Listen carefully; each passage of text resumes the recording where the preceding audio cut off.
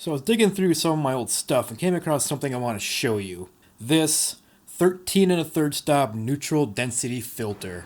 What this does is it cuts the amount of light being transmitted through it by 13 1/3 f-stops.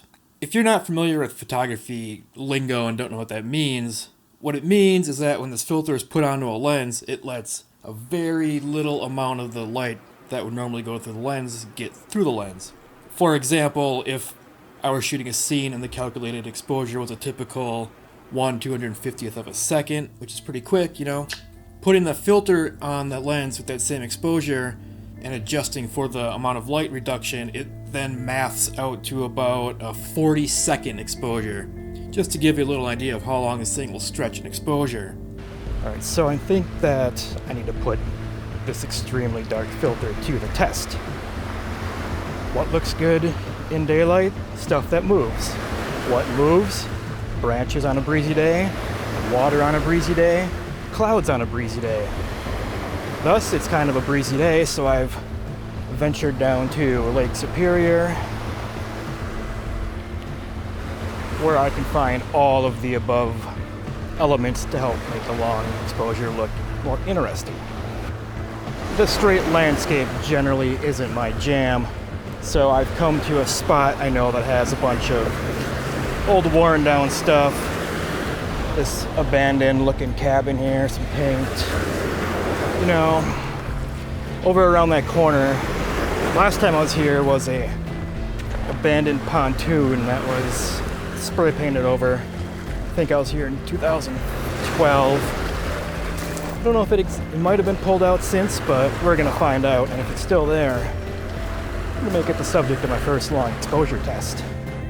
So as I'm shooting on film, the base 13 1/3 stop adjustment isn't exactly where the pain ends. So every film stock suffers from what is referred to as reciprocity failure. As the exposure time goes past the recommended range, its sensitivity starts to slow and additional time must be added to the exposure, and on some films too, weird color shifts might be introduced. So data for these adjustments is provided by the manufacturers, but also a lot of hobbyists who are really into this kind of stuff will test the film and come up with even better formulas to more accurately calculate reciprocity. So there are apps and such these days that will calculate all this out for me, but I like to keep stuff old-fashioned. So I have prepared a sheet of paper that has a chart on it, that at a glance I can look at what my light meter tells me and see the exact exposure time needed that has the filter adjustment factored in and the film's reciprocity factor. And as we can see on this chart, the adjusted time gets out of control real soon, where a quarter-second exposure adjusts out to nearly 6.5 hours. No way in hell I am waiting that exposure out.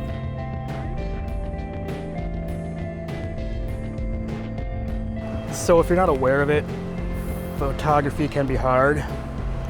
I did the first exposure, sat and waited for like 2 minutes before realizing I never put the stupid filter on the lens to cut the light.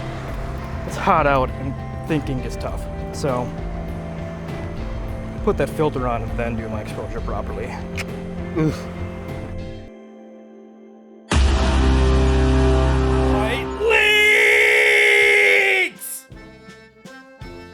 Okay, so I had to take a little break, but I think I fixed the light leak in this camera.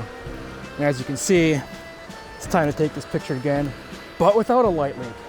So the first exposure I'm gonna make is just gonna be a regular, non-filtered, normal 1/120th of a second exposure. To have a baseline standard photo to compare the super long exposure against. So let's do that first. Pull the dark slide, grab the button, exposure made. So now I'm gonna put the filter on. I don't wanna make that mistake again.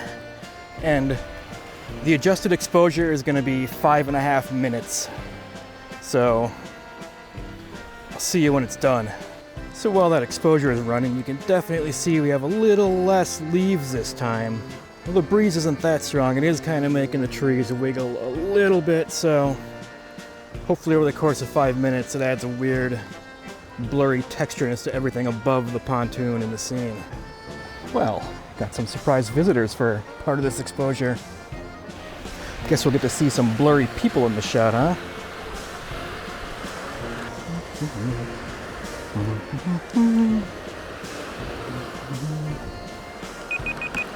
Oh, timer's off. Let's end this.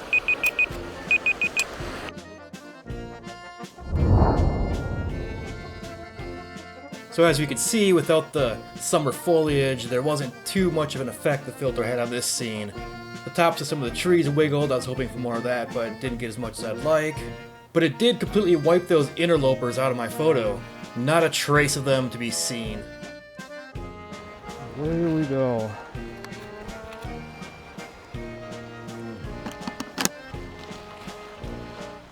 One exposure done. Time to go find another scene for our long exposure adventure. I think for the next photo I want to try to incorporate some moving water. Oh, exciting, I know, right? Never seen long exposure water before. Prepare to have your mind blown. All right, for our second exposure we got some graffitied wall with waves splashing into the beach over there, and unlike in June, there's now ice on there, giving us an extra element of awesomeness.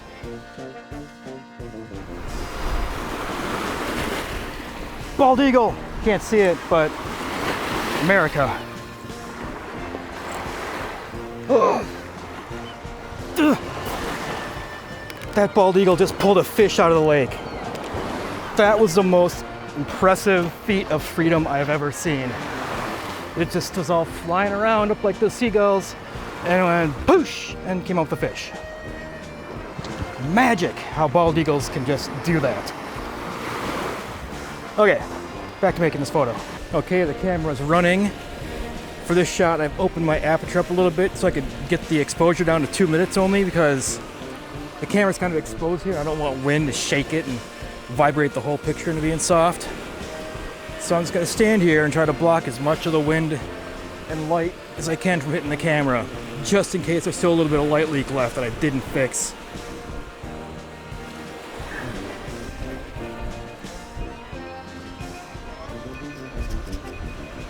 Exposure complete.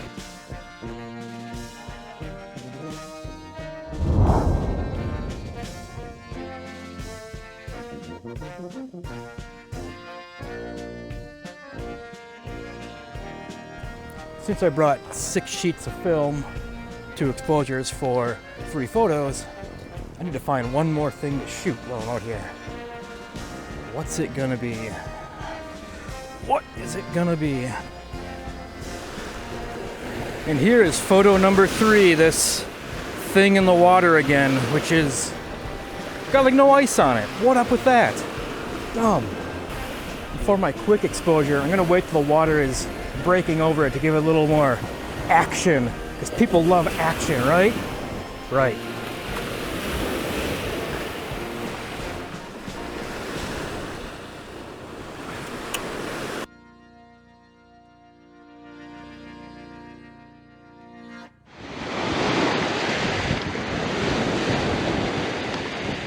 Okay, so I'm gonna do a 3-minute and 50-second exposure on this one. Really get that water foamy. And as I stand here for these 3 minutes and 50 seconds, I'm strategically holding the dark slide between the lens and the sun to flag the lens from any lens flare that might have happened if the sun is actually beating down on the lens. I did this back in June for a 10-minute exposure, and I'm really mad you don't get to see that trauma either. I guess I could show it to you. Here's a clip.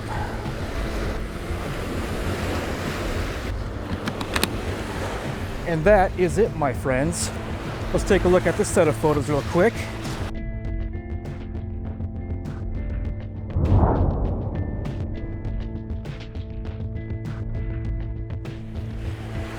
Pretty cool, huh? Now I'm gonna trek out of here and record some B-roll to talk over.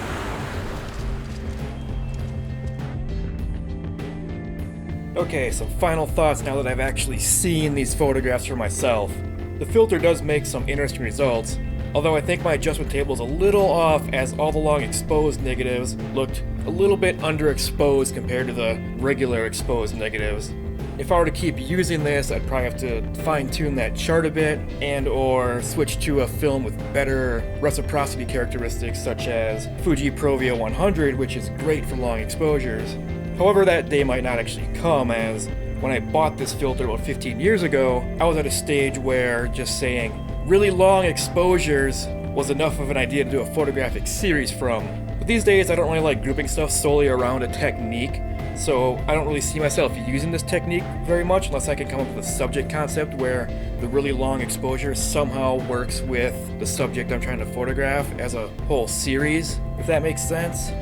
But I at least should pick up some less potent neutral density filters for my large format equipment, as I do often find myself in situations where I wish I could extend the exposure just a little bit longer than what is available straight out of the lens without the filter.